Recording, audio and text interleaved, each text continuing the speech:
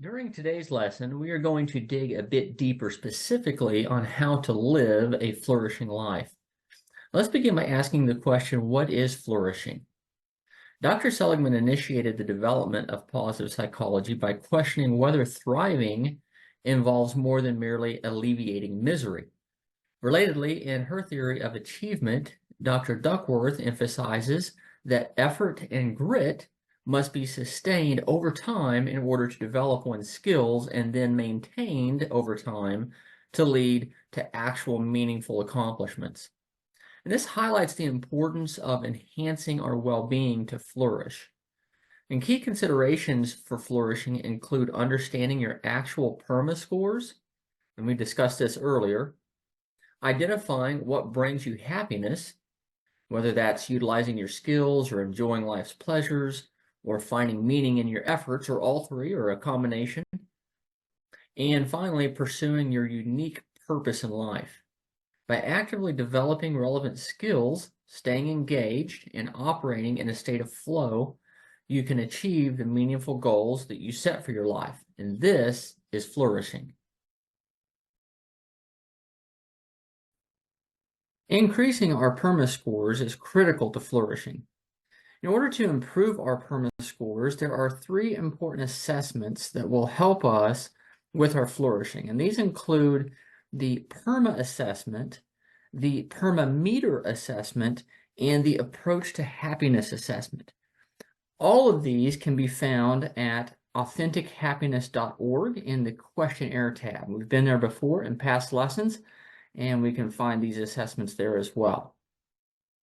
The PERMA assessment specifically will measure your flourishing with scores in the 5 dimensions of PERMA, and that's what we're after on our assessment and improvement toward flourishing. But this particular assessment will also help you to identify your negative effect, and this is the tendency for you to experience negative emotions like loneliness, health issues, and your overall well-being.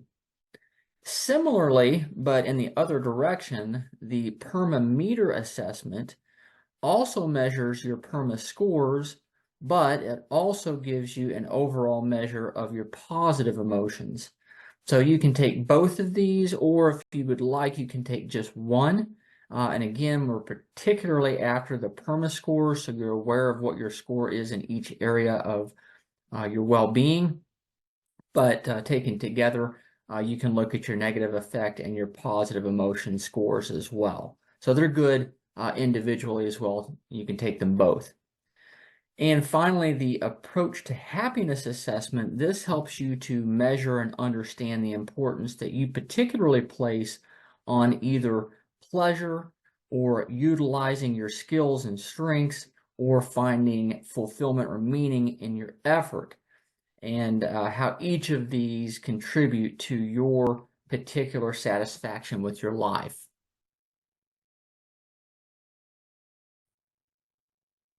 Another important aspect to flourishing is the amount of positivity that we experience within our environment.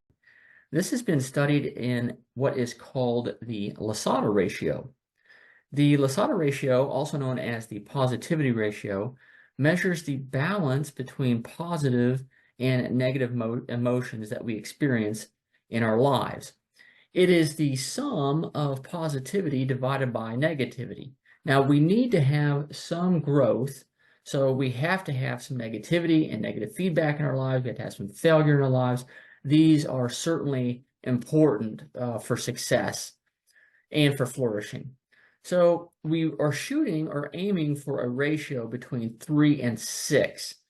So if you can maintain a ratio between 3 and 6, that is highly correlated to high performance within organizations and even in personal relationships.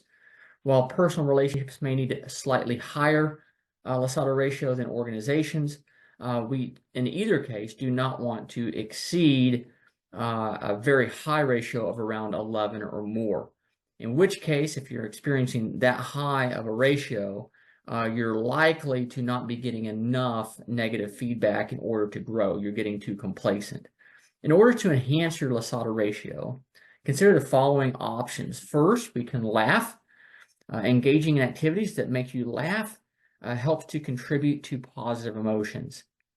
You can also practice gratitude, cultivating gratitude by reflecting on what you're thankful for, and probably even more importantly, expressing gratitude to those around you. So that can certainly increase their Lasada ratio as well, while also building relationships. You should also incorporate physical exercise into your daily routine. Now, we've covered this in a previous entire course, but just recall that regular exercise is critical to boosting your mood and your overall sense of well-being. So physical exercise is very, very important for well-being, of course. And then finally, you can practice self-compassion, being kind to yourself and being compassionate to yourself and forgiving, certainly during challenging times and when you get that negative feedback and you fail, is very important. Again, remember, failure and negative feedback, they're simply required in order to move forward and grow and to flourish. So you're going to have to experience some failure. So having some tolerance with yourself and having that self-compassion is certainly important to being able to have a high Lasada ratio. Finally, flourishing, life satisfaction, and achieving meaningful accomplishments will absolutely require grit and effort. So obviously, flourishing requires more than a passing interest and fleeting effort on our part. Rather, flourishing reflects notable outcomes from our effective work towards our goals while operating passionately within our strengths. I want to say that again. Flourishing reflects notable outcomes within our lives from our effective work towards our goals while operating passionately within our strengths. There are several important considerations that have emerged in Dr. Duckworth's research on the importance of grit. And in terms of accomplishments, she notes that we must find our goals interesting while maintaining an expectation that we have a high probability of accomplishing those goals. So we must have desire plus belief in order to have commitment. And this means that if we aren't interested or don't believe that we can accomplish a goal or a task, then we're not going to stay engaged with that activity. And we're not going to put forth adequate effort, nor are we going to stay engaged with that effort. So she also notes that motivation can be determined by identifying with the goal. And this involves the convergence of three questions that we can ask. What kind of situation is this that I'm in? Who am I? And what does someone like me do in this situation? With motivation and goal commitment satisfied, the next key ingredient that we need to combine is the characteristic of grit. Here, Dr. Duckworth points to the importance of not abandoning tasks once they lose their novelty or newness. So once they become mundane or not as exciting as they first were, we must persevere in the face of obstacles or setbacks with sustained passion while pursuing those long-term goals with excellence.